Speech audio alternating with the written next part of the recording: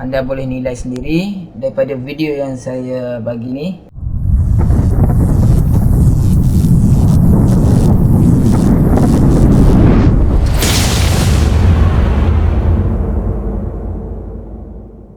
Bismillahirrahmanirrahim.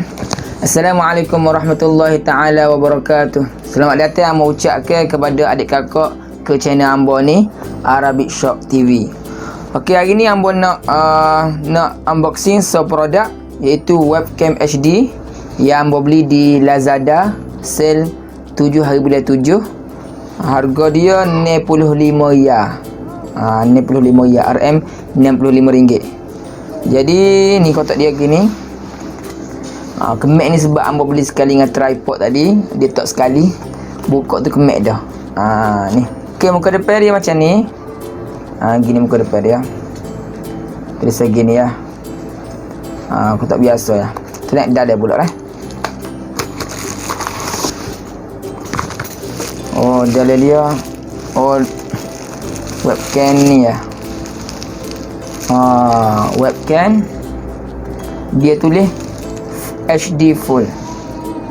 HD full.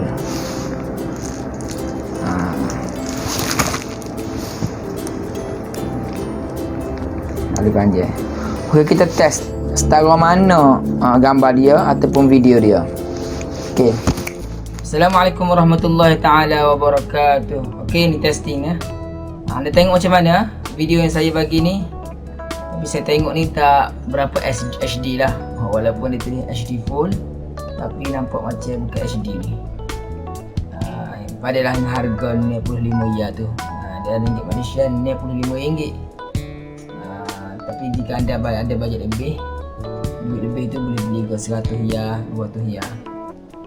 Gila setara ni dah. Setara ni dah. Kalau gok-gok gini. Kalau gok-gok tu macam klik-klik sikit. Tahu sebab komputer ke dekat ni, tak tahulah. Okey. Itu saja daripada saya unboxing webcam ni dan juga review video ni.